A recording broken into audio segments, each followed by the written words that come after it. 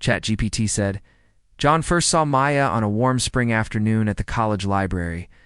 She was sitting by the window, sunlight playing on her dark hair as she flipped through the pages of a history book. He noticed how her eyes sparkled when she read, and he felt a sudden urge to speak to her. He walked over, his heart pounding, and asked if the seat next to her was taken. Maya smiled and nodded, and from that moment they began to talk as though they had known each other for years. Their conversation flowed easily about favorite books, shared dreams, and plans for the future. John found himself laughing more than he had in months, and Maya felt a warmth in her heart that she had never known before. Over the next few months, John and Maya spent every free moment together. They studied side by side in the library, shared lunches at the campus cafe, and wandered through the flowering gardens behind the student center. In the quiet moments, John would reach for Maya's hand, and she would lean into him, resting her head on his shoulder. They talked late into the night, whispering about jobs they hoped to find, cities they wanted to live in, and the family they one day wanted to build. Although they came from different worlds, Maya grew up in a close-knit neighborhood where everyone looked out for one another. John's childhood was marked by the constant moving that came with his parents. Careers, they found a common bond in their love for learning and desire to make a difference. When graduation day finally arrived, they stood together on the lawn, caps in hand, eyes shining with pride. John took Maya's hand and slipped a simple gold ring onto her finger. It was not an engagement ring in the traditional sense, but it felt perfect to them.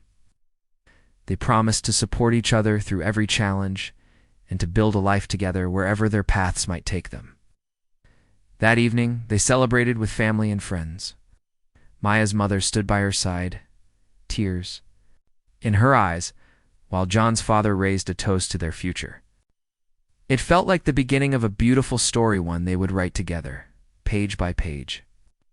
A few months after the wedding, Maya discovered she was pregnant. She found out one quiet morning when she took a home test, and the 2 pink lines appeared. Her heart skipped a beat, and she sat down slowly, stunned by the realization that the tiny life inside her would grow into something wonderful. She called John at work, her voice trembling with excitement, and he came home early that day. When she told him, he spun her around in the living room, laughter echoing off the walls. They danced in a circle of joy, talking about baby names, painting the nursery, and imagining what their child might look like. It felt as though their happiness would never end. Yet as the weeks passed and Maya's belly began to grow, so did the pressures around them. John had landed a demanding job at a firm in another city, and the long hours left him tired and irritable. Maya faced her own worries: the cost of prenatal care, the changes in her body, and the fear of raising a child alone if anything went wrong. They tried to talk through their fears, but sometimes their words tumbled over each other in frustration. John would come home and find Maya upset over something small, or misplaced shoe, spilled cup of coffee, and he would snap back, unable to hide his exhaustion. Maya, hurt by his tone, would retreat to the bedroom, closing the door quietly. Behind her, one evening, when Maya was 6 months along, things reached a breaking point. John had just returned from another late shift, and he walked into the apartment without warning. Maya was on the couch, reading a book, her feet propped on the coffee table. John dropped his briefcase and flopped into an armchair, his face drawn and pale. "I can't do this anymore," he said suddenly, his voice hollow. Maya looked up in alarm. "Do what?" she asked, her hands trembling. John rubbed his eyes. "This life," he said. "I thought I could handle it, but I'm not sure we're ready for a baby. I'm not even sure I'm ready for this marriage." Maya's breath caught in her throat. She tried to reach for his hand, but he pulled away. "I need to think," he muttered. Without another word, he picked up his briefcase and walked out the door. Maya sat there for a long moment, stunned by his words. The sound of his footsteps faded down the hallway, and then all was silent. She felt a wave of panic rise in her chest. She ran to the door and called his name, but no reply came. She sank to the floor and curled into a ball, clutching her book to her chest. The realization that John had left struck her like a blow. He had walked away from both her and the baby growing inside her. Tears filled her eyes, and she wept until the pages of her book were wet with salt water. In the days that followed, Maya felt as though the ground had been pulled out from under her. She went to her mother's house, where she found comfort in the familiar noises of her childhood home, the hum of the refrigerator, the tick of the kitchen clock, the smell of fresh jasmine in the garden. Her mother cooked her meals, reminded her to rest, and held her close when Maya cried herself to sleep. Maya's friends visited, bringing casseroles and flowers, urging her to stay positive. One friend, Carla, offered to go with her to doctor's appointments, while another, Denise, helped paint the nursery a soft yellow. The kindness of others became a lifeline for Maya, reminding her that she was not alone. Throughout her pregnancy, Maya discovered reservoirs of strength she never knew she had. She learned to ask for help, leaning on those who cared about her. She attended prenatal classes and practiced breathing exercises every morning. She decorated the nursery with hand-painted animals and soft blankets, imagining 4 little ones, laughing and playing there someday. She read books about mothering multiples and joined an online group for women expecting twins, triplets, or more. When she first learned there were 4 hearts beating inside her, on a crisp autumn afternoon in the ultrasound clinic, she felt a rush of both terror and wonder. For babies, the word echoed in her mind. She thought of the cost of diapers, the late-night feedings, the first time they would smile at her. Yet most of all, she felt proud. This miracle was hers, born of hope and resilience. Meanwhile, John's new life felt like a shadow of what he thought he wanted. He lived in a small apartment in another city, surrounded by unfamiliar faces and empty rooms. His job demanded more from him every day, and he spent evening after evening alone, scrolling through his phone, remembering Maya's laugh, the feel of her hand in his. He deleted her number at one point, thinking it would help him move on. But then he found the letters she had written, pages and pages of carefully penned words, describing her hopes and fears, her love for him and her baby.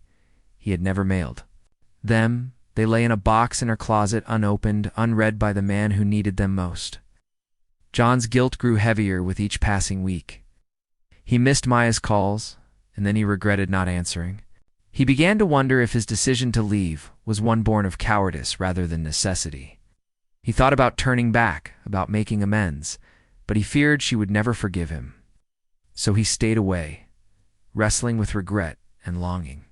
While Maya prepared to meet her babies with courage and unwavering love, by the time Maya reached her final weeks of pregnancy, she could feel each of the 4 tiny kicks, a gentle jab here, a flutter there. Goes on, even after heartbreak. She imagined the day when she would hold her children in her arms, knowing that this journey, with all its pain and hope, had led her to this moment. She pictured the limousine waiting outside the church, the quadruplets bundled in soft blankets, and the look on John's face when he saw them for the first time. In her heart she held no anger, only a quiet determination to face whatever came next with love, faith, and the strength she had found within herself. And so she waited, ready to turn the next page of her story. ChatGPT said. Maya woke each morning before sunrise, her body heavy, but her spirit determined. But she slid out of bed carefully, mindful of the quiet apartment around her. The first rays of light filtered through the curtains, painting the room in soft gold. She placed a hand on her rounded belly and felt the gentle flutter of tiny limbs. For lives moved inside her, and she whispered a silent good morning to each one. Then she shuffled into the kitchen to brew a cup of tea, letting its warmth chase away the lingering chill of dawn. As the steam curled up, she thought of how much had changed since John walked away. She missed his laughter, his steady presence, but she had learned that love sometimes means standing strong on your own. After breakfast, Maya dressed in comfortable clothes and gathered her things for the day. She packed snacks, water, and a notebook where she wrote down questions for her doctor. The drive to the clinic was a short one, past rows of brick houses and blooming gardens. Along the way, neighbors waved or called out, "Good morning, Maya." Her smiles reminded her that she belonged to a community that cared. At the clinic, she was greeted by Nurse Angela, a kind woman with silver hair and gentle eyes. Angela showed Maya into the ultrasound room, where the soft hum of machines felt reassuring. As the cold gel touched her skin, Maya closed her eyes and waited. When the images appeared on the screen, Maya's heart raced. There on the monitor were 4 small shapes, each with a tiny heartbeat flickering like candles in the dark. She pressed a hand to her chest, overwhelmed by the miracle. Of it all, Nurse Angela pointed out each little body, explaining milestones and measuring growth. Maya nodded, absorbing every word. She learned that the babies were healthy and growing steadily, though carrying quadruplets carried extra risks. Angela encouraged her to rest often, stay hydrated, and lean on her support network. Maya left the clinic with a folder of papers and a list of recommendations. She tucked them into her bag and stepped back into the sunlight, feeling proud and anxious in equal measure. Back at home, Maya sorted through the papers on her kitchen table. She highlighted doctor's advice and circled deadlines for tests. Then she opened her notebook, where she wrote in big, careful letters, "Find crib 44, call friend about nursery painting, buy more prenatal vitamins." Her handwriting wavered, but she pressed on. In the margin, she scribbled a note to herself. "I can do this." She closed the notebook, took a deep breath, and stood up. The walls felt bare without the decorations she and John had once talked about, yet Maya knew she could transform this place into a welcoming home for her babies. With determination, she set to work. First, she measured the spare room and scribbled dimensions on a scrap of paper. Next, she called her friend Carla, who arrived within the hour with paint samples and brushes. Carla hummed a cheerful tune as she mixed soft yellows and gentle greens, testing swatches on the walls. Maya watched, sipping water, and imagined the room alive with baby laughter. Carla stepped back and said, "I think yellow will brighten your days." Maya smiled and agreed. As the 2 women painted, they talked about baby names and favorite childhood games. Carla shared stories of her own children and offered practical advice. Maya listened closely, grateful for companionship. That felt like sunshine on a cloudy day. In the evenings, Maya joined an online support group for mothers expecting multiples. Through her laptop screen, she met women from around the country, a teacher expecting twins, a nurse carrying triplets, and another woman with twins already at home. They shared tips on feeding schedules, sleep training, and dealing with exhausted spouses. Maya felt comforted by their words and posted questions of her own. "How do you handle 4 babies at once? What helped you when family couldn't be close by?" The replies poured in. "Make a schedule. Accept help when offered. Create quiet moments for yourself." One mother sent Maya a pattern for easy baby blankets. Another recommended a local doula. Maya saved every message, building a virtual lifeline she knew she could rely on. Meanwhile, the physical demands of her pregnancy grew. Walking became slow and deliberate, her back aching with the weight she carried. Leaned on the apartment walls as she moved from room to room. Simple tasks, like carrying groceries or tying her shoes, required 10 minutes of rest afterward. At times, she felt frustration rise, a prickling awareness of her body's limits. Yet each ache reminded her of the life within, and she pressed on. She practiced gentle stretches taught by her prenatal class instructor, finding relief in slow, mindful movements. She took naps whenever she could, curling up on the couch under blankets.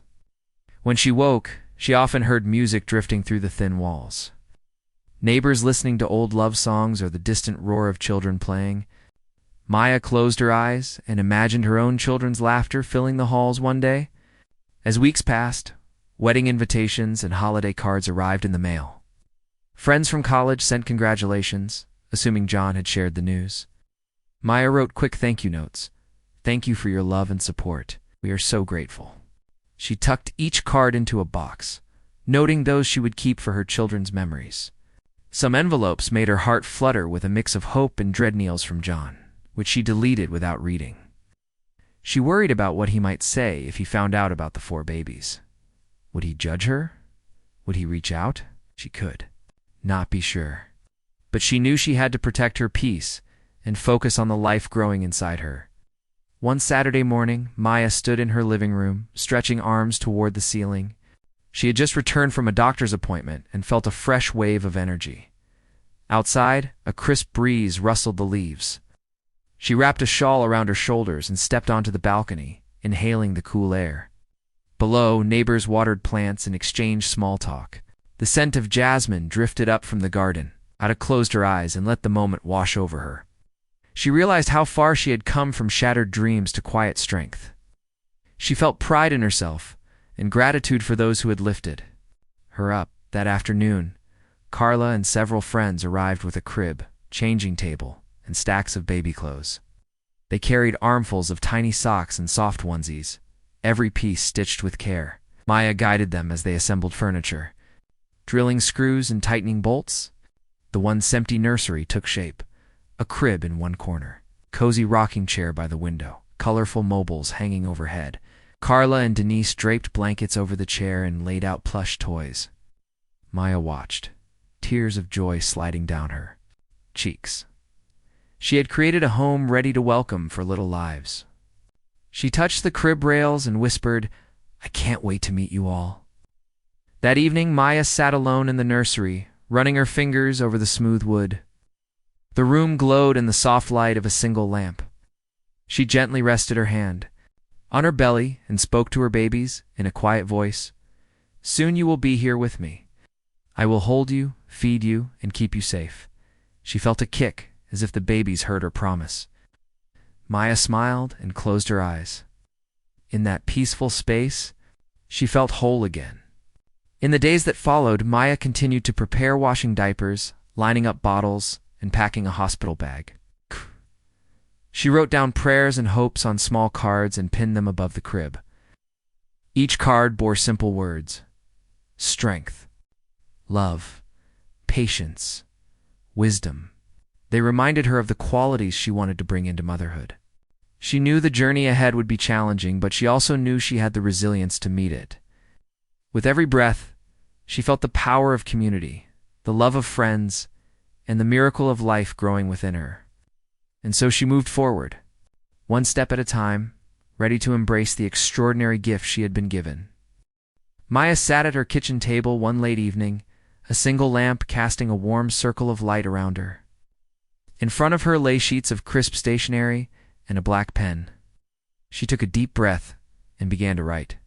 Her first letter was simple. She told John how she felt when he left, how empty the apartment had seemed without his laughter. She described the first flutter of movement she had felt from the babies, how it made her feel alive again. She wrote about the kindness of her friends, the way Carla and Denise had painted the nursery in soft yellow, and how every corner of that room whispered hope.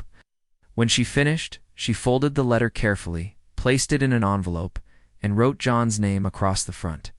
Then, instead of mailing it, she tucked it into a small wooden box on her shelf. Over the next week, Maya wrote more letters. In each one, she revealed a piece of her heart.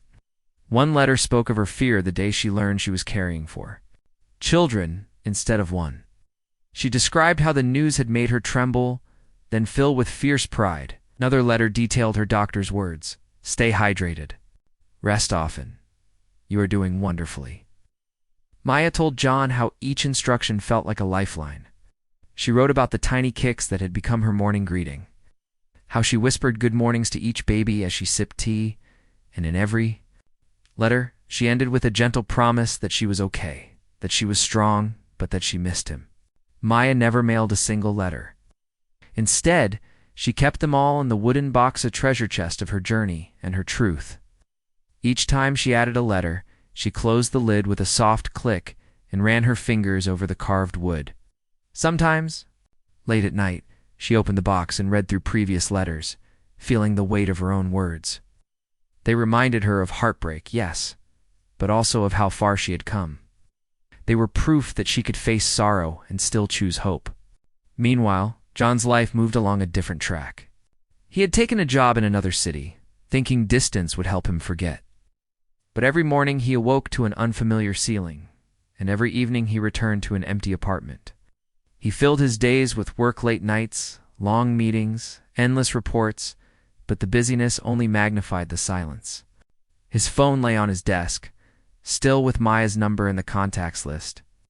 He thought about deleting it, but something held him back. One afternoon, John found an invitation on his desk at work. It was from a close mutual friend, Sarah, inviting him to her wedding. He recognized the elegant script and the familiar style of the stationery. "You are cordially invited to celebrate the marriage of Sarah Williams and Michael Lee," it read. John paused, his heart thumping. He stared at the invitation, feeling a strange mixture of relief and dread.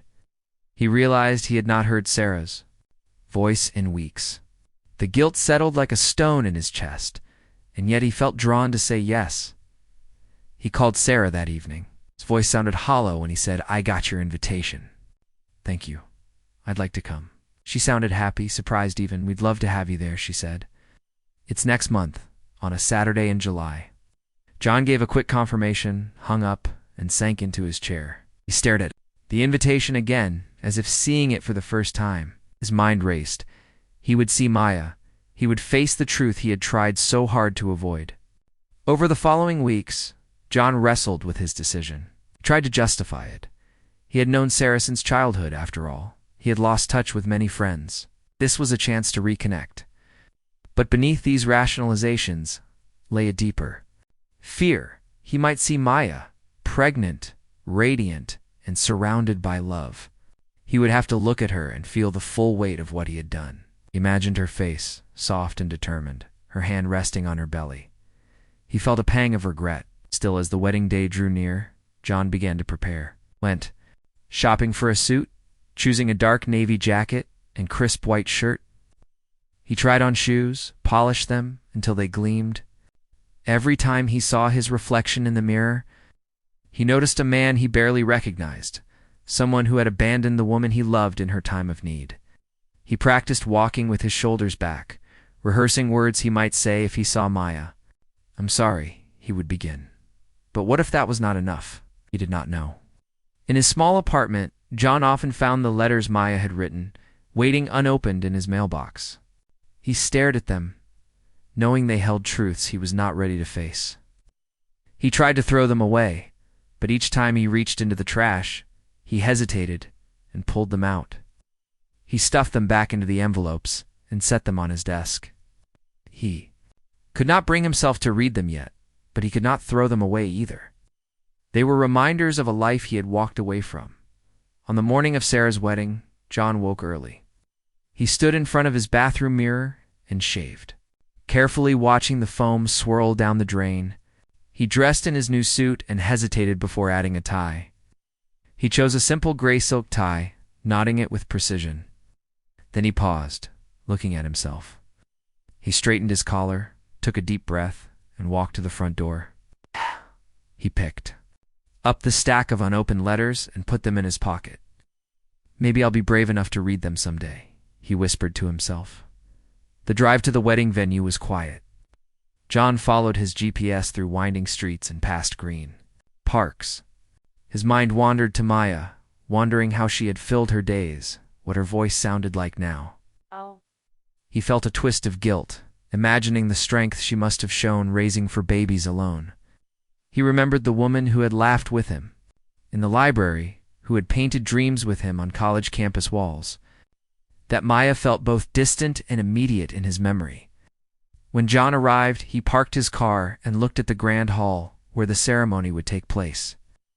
He smoothed his jacket and stepped out, feeling the warm breeze on his face. In the distance, music floated through open windows. He straightened his shoulders and walked up the steps. A woman in a pale blue dress greeted him and checked his name off a list. "Thank you for coming," she said kindly. He nodded and stepped inside, the doors closing softly behind him. Inside, the room was decorated with white flowers and gold accents. Guests murmured and smiled as they found their seats. John walked down the aisle, scanning faces. He recognized old classmates, colleagues, and neighbors from the city where he and Maya had lived. He took a deep breath, already feeling the weight of every eye upon him. He sat down near the back row, hoping to blend into the crowd. As the ceremony began, John watched the bride and groom exchange vows. He thought about how Maya had once dreamed of a similar moment walking down the aisle, surrounded by friends and family. He wondered if she would have worn the same colored dress, chosen the same flowers. He felt a bitter twist of jealousy, not for Sarah, but for Maya. He realized he had taken for granted the life they had planned. The ceremony continued, readings and promises, but John's mind drifted. He imagined Maya standing with the quadruplets, pictured her calm strength, her ready smile. When the ceremony ended, applause filled the room. Guests rose, congratulating the newlyweds. John stayed in his seat, hands folded in his lap. He waited, unsure of what to do next. Should he speak to Maya if he saw her? Should he turn around and walk out? His heart pounded. As the crowd began to filter out, he stood, ready to face whatever came next. He moved toward the aisle, his steps heavy but determined. Whatever happened, he decided he would not run away again. John stood in the back of the room, his suit feeling too tight around his chest. He tried to steady his breathing as guests moved past him, exchanging hugs and congratulations. He scanned the crowd, looking for a familiar face, hoping for a clear sight of Maya. But the hall felt full of strangers. He shifted his gaze to the large windows at the far end of the room where sunlight streamed in. With a glass, he saw a sleek black limousine roll slowly into view. Its polished surface gleamed in the light. The engine purred softly as it paused in front of the entrance. A hush seemed to fall over the guests near the windows. John felt a jolt of recognition. He stepped forward, curiosity and dread twisting together in his stomach. The doors of the limo slid open with a quiet click, and there she was, Maya.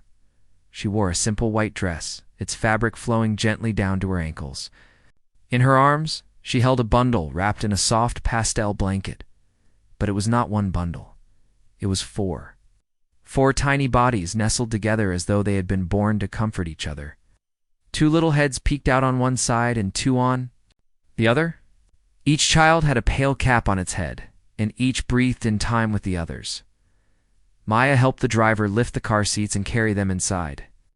Her face was calm and serene, her posture straight. She moved with careful grace, as if she were floating above the floor. As she walked down the aisle toward the front, the chatter of guests fell away. Every eye turned to her. Some people gasped softly, others whispered. A few children at the back covered their mouths in surprise. John felt as though the world around him had slowed. He watched Maya step onto the plush carpet, one foot in front of the other, cradling her for children like precious treasures. He recognized the nursery blankets handmade, embroidered with tiny animals' colors they had chosen. Together. He saw the look of quiet pride on Maya's face as she laid each baby into a soft bassinet set up near the altar. The bassinet for baby A was draped in pale yellow, baby B in soft green, baby C in light blue, and baby D in gentle pink. Each child lay with eyes closed, breathing under a tiny swaddle. John's heart pounded so hard he thought everyone would hear it. Maya turned slowly toward the guests, eyes searching for a familiar face. When they met John's, her expression softened. For a moment, he saw recognition flicker in her gaze, along with something like relief. John felt his legs become weak, took a step forward, but his shoes felt glued to the carpet. The gentle hum of conversation began to rise again, full of excitement and wonder. Guests murmured, "I can't believe it for babies. They are so beautiful."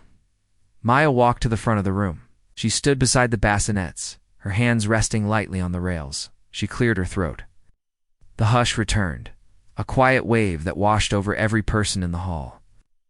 Felt the weight of her gaze resting on him. He swallowed. His mouth was dry. He took another step forward, finally free of whatever held him back. His heart hammered as he moved down the aisle. When he reached the front, he stopped a few feet from her. Maya looked up at him. The light from the windows backed her in a soft glow, making her hair look like silk strands touched by sunlight. John noticed details he had forgotten, the way her dress fell over her shoulders, the slight curve of her lips as she held her breath. He saw her eyes bright with unshed tears, and he felt shame for the pain he had caused. Maya spoke, her voice steady and clear. "Thank you all for coming. I know this is Sarah and Michael's special day, and I appreciate you letting me share it." Some guests nodded and smiled. John felt a prick of jealousy that this moment was not about him or his choices, but about Maya's triumph. She continued, "When I first learned I was carrying quadruplets, many people told me I could not do it. Alone, they said it was too much." Maya paused, her eyes sweeping the room. She seemed to draw strength from the silence. "I lost someone I loved when he walked away from me. But I learned that strength does not come from another person. It comes from within, and from the love of those who stand by you." She nodded at Carla and Denise, who stood at the back with bright smiles. "My friends helped me paint the nursery, build cribs, and gather everything we needed. They believed in me when I doubted myself." Maya glanced at John, her expression softening further. "And to someone who once believed in me, I say thank you for the hope you once gave. I am grateful for the lessons I learned in love and loss." She did not mention him by name, but John knew she spoke to him. He felt tears sting his eyes. He looked down at his feet, unable to meet her gaze. The sound of his breathing felt loud. In the quiet room, Maya knelt by Baby A's bassinet. She reached in and gently stroked the tiny hand. Then she turned back to the guests. "Today is a celebration of new life, new hope, and the power of community. I hope you will share in our joy." She smiled, a gentle curve of her lips that spoke of resilience and kindness. A ripple of applause passed through the room. John watched the people around him stand and clap, their joy genuine. He wanted to join in, to cheer, but his heart was too heavy. Instead, he stood still, his hands shaking at his sides. He thought of the letters Maya had written, letters he had never read. He thought of the phone calls he had ignored, felt remorse like a physical ache. Maya rose and walked slowly down the aisle, passing the bassinets. She paused beside John, her gaze meeting his once more. For a breath of a moment, they stood face to face. He saw compassion in her eyes, not anger. He saw forgiveness hovering at the edges. He wanted to speak, but words left him. Finally, he found his voice, soft and unsure. "Maya," he said, "I'm sorry." She nodded gently. "I know," she whispered, "and I have forgiven you." Words were calm, steady. John felt a mixture of relief and sorrow that they were spoken so easily by her while he struggled. To hold himself together, Maya reached out and touched his hand. A light, kind gesture. It felt like a blessing. Then she released him and stepped back to gather her children. She lifted Baby B in her arms and glided toward the front again. The guests watched in respectful silence as she cradled each baby, holding them close. Spoke softly to them, telling them how much she loved them already, how proud she was to be their mother. The sound of her voice was like music, gentle, strong, full of warmth. John watched her, breaking inside and building inside all at once. He realized that Maya's greatest gift was not only her love for her children, but her kindness toward him, the man who hurt her so deeply. He thought of the life they once planned together, and he understood that some dreams change. Love sometimes takes new forms. As Maya finished, the guests rose again, clapping and cheering. Many wiped tears from their eyes. John joined in, clapping his hands, feeling the sound echo in his chest. He stepped forward to why his respect and admiration. When the applause died down, Sarah and Michael came forward to welcome Maya and her babies, their faces full of happiness and surprise. They offered hugs and kind words. Maya thanked them, her eyes shining. John knew this moment would stay with him forever, the sight of Maya standing proud and radiant, surrounded by her 4 children, the people who loved her, and even himself, humbled at her feet. He stood in that bright hall, feeling small and hopeful all at once. As Maya's wedding unfolded around him, a celebration not only of Sarah and Michael, but of resilience, forgiveness, and the endless power of love. The evening sunlight spilled through the tall windows as Maya and John stood together outside the grand hall. The air felt warm on their faces, and the soft hum of departing cars drifted past. Guests in colorful dresses and sharp suits waved goodbye, many pausing to smile and offer congratulations once more. Maya held each of her quadruplets close in their car seats, cradling one bundle in each arm. The baby slept soundly under pastel blankets, unaware of the moment's gravity. Maya's white dress was now touched with a hint of grass from where she had knelt before the altar, but she did not mind. She felt a peaceful glow inside her, the kind that comes only after hard storms pass. John carried the final car seat, his steps careful on the stone path. He glanced at Maya and saw a quiet strength that took his breath away. She had stood before friends and strangers alike, sharing her story with both grace and truth. He knew her path had not been easy, every step weighed down by fear, every late night filled with uncertainty. Yet here she was, radiant and calm, surrounded by the life they had created together. Even if their journey had taken unexpected turns, they reached the sleek black limousine waiting by the curb. Its doors swung open, revealing soft leather seats and the gentle glow of interior lights. The driver stepped back, waiting patiently. Maya unbuckled the first car seat and lifted it into the back of the limo. John followed, placing each seat in turn with careful precision. The driver nodded respectfully and closed the door with a soft click. Maya paused, smoothing the fabric of her dress, then climbed in after the babies. John stood by the door, unsure whether to climb in or stay behind. They shared a look, one filled with history, sorrow, hope, and perhaps a new beginning. "Maya," John said softly. His voice trembled just enough that she heard the weight behind his words. He spoke again. "I know I don't deserve forgiveness, but I want you to know how sorry I am from the bottom of my heart." Maya looked at him, her eyes reflecting both compassion and caution. She nodded once, her hand resting on the soft roof of the limo. "Thank you," she whispered. "Your words mean more than you know." John took a breath, then reached down and placed his hand on her shoulder. It was a careful, gentle touch, one meant to show respect and a promise of change. Maya closed her eyes and let the moment settle. The babies stirred, tiny arms stretching, and one little face peeked out from the blanket's edge. Maya smiled through her tears and leaned forward to tuck the blanket around the child. John watched her, every detail etched into his memory, the soft curve of her cheek, the kindness in her eyes, the bravery in her posture as the limo's engine purred to life. Maya reached out and slipped her hand into John's for a fleeting moment. It was a gesture that spoke of trust rebuilt on shifting ground. John felt warmth spread through his chest. He nodded and whispered, "Take care, Maya. I'll always be here for you and them," Maya answered, her voice steady. "I know." Limo rolled forward, the baby's soft breathing, the only sound in its wake. John watched until the vehicle turned a corner and disappeared from view. Then he stood alone on the pavement, the late afternoon sun casting long shadows around him. He closed his eyes and let the quiet settle. In that silence, he felt both regret and relief. Regret for the pain he had caused, and relief that Maya had found her way to joy again. In the weeks that followed, John reached out to Maya more gently.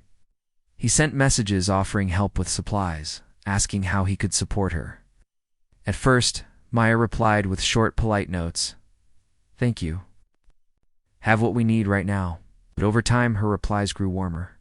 She sent photos of the nursery walls painted soft yellow, all 4 cribs lined up in a row, quilts folded neatly at the foot of each. She shared images of her smiling as she rocked 2 babies at once, gentle lullabies in her voice. Tears as he saw his children thriving under Maya's care. He wrote back, offering to help with errands, to babysit for an afternoon so Maya could rest. Oh. Maya accepted, a sign that trust was growing again. One crisp morning, John arrived with a small bundle of diapers and formula. Maya greeted him at the door with 2 babies in her arms. The other 2 lay sleeping in their bassinets behind her. John knelt down and handed her the supplies, watching as she arranged them on a low table. "They grow so fast," she said with a soft laugh, lifting one baby to show him. The child blinked and cooed, tiny fingers reaching for Maya's necklace. John felt his heart swell. He knew he had a role to play, not as a husband, but as a father who would not run away again. Maya offered him a cup of tea. They sat together in the living room, sofa cushions embossed with patterns of woodland creatures. The babies cooed and played on a soft blanket at their feet. Maya and John talked about doctor's appointments, growth milestones, and the little victories each day brought. They spoke of the challenges, too. A restless night here, a growth spurt there. Moments when the babies cried in unison and terrified Maya that she could not soothe them all. John listened, then offered comfort, steady words of encouragement. Hands ready to help. Maya, in turn, listened to his apologies and promises, and saw a man who had changed. As summer deepened, John and Maya created a routine. On Wednesdays, John would arrive early and cook a simple lunch of pasta and steamed vegetables. The babies napped in the playpens, while he and Maya shared plates at the kitchen table. On Saturdays, John would take 2 babies for a walk in the park, pushing them gently in a double stroller while Maya rested or worked on a project.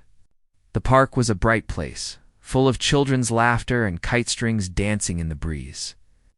Neighbors waved as John passed by, and he felt proud to be seen there, caring for his children. Maya found strength in these moments. She saw that support could come from unexpected places. Eon's fiance, who had once fled but now showed up with determination and love. She realized forgiveness was not about forgetting the past, but about choosing to build something new. Each smile from her quadruplets reminded her why she had endured those lonely months. How every piece of pain had forged her into a mother fierce in her devotion. By autumn, the nursery walls were covered in family photos. There were pictures of Maya holding each baby, John alongside with arms around both. There were snapshots of the quadruplets smiling up at the camera, siblings reaching for each other's hands. One frame showed all for hugging, their faces pressed together in a baby embrace. Underneath, a simple plaque read, "Love grows here." Maya and John stood before that wall one October evening, the room lit by a single lamp. The babies slept. In neighboring cribs, their tiny breaths rising and falling in a soft rhythm. Maya leaned her head on John's shoulder, wrapped his arm around her, and rested his cheek against her hair. They looked at the photos, evidence of a journey neither could have imagined at the start. John whispered, "Thank you for letting me back in." Maya smiled, her eyes soft. "Thank you for staying." They stayed like that for a long moment, holding on to each other and the life they had created. Outside, leaves drifted in the wind, painting the ground in reds and golds.